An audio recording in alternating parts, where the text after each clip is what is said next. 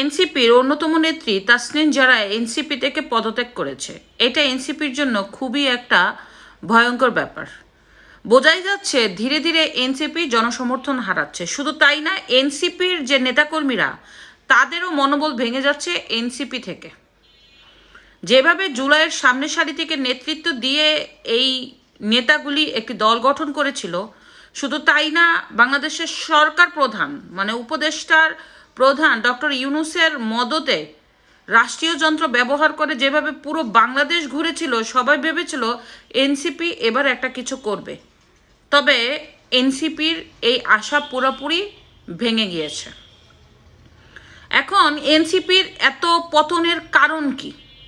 দেখেন, আগামীকালকে কিন্তু এনসিপির সাথে জামাতের জোট গঠন করার কথা আছে।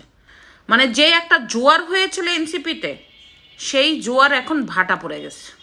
আমি মনে করি এনসিপিতে যারা ফেমাস ফেস আছে, বরাবর আগেও বলেছি, এখনও বলবো, পরেও বলবো, এবং আপনার নির্বাচনের পরে মিলিয়ে নেবেন, ওই যে হাসনাত, সার্জিস, তারপরে নাহিদ, আসিফ মাহমুদ, সজীব ভুইয়া, মাহফুজ, যারাই জুলাইয়ের নেতা আছে, তারা নির্বাচনে তাদের এলাকা থেকে জামানত ঠিক করতে পারবে না। এই যে এনসিপির ধীরে ধীরে পতন হচ্ছে, এটার দায় পুরোপুরি এনসিপির।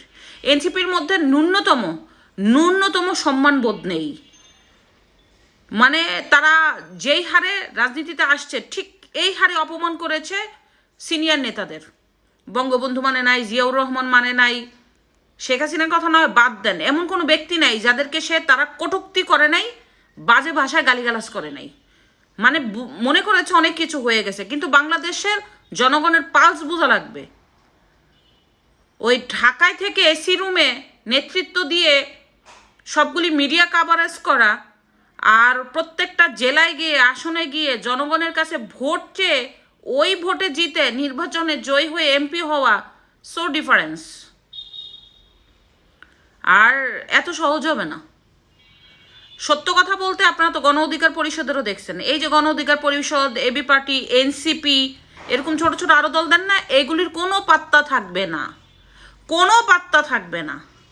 এই দলগুলি গঠনই করেছে একটা এমপি পদ পাওয়ার জন্য। আজকে তো দেখেছেন রাশেদ খান,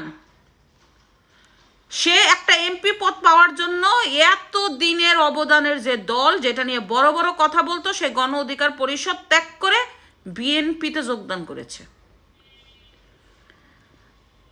তো এরকম আরো বহু দেখা যাবে। যারা স্বার্থের জন্য দল ত্যাগ করে, তারা স্বার্থের জন্য দেশও ত্যাগ করতে পারে এবং স্বার্থের জন্য দেশকেও ধ্বংস করতে পারে। আর এনসিপি আসলে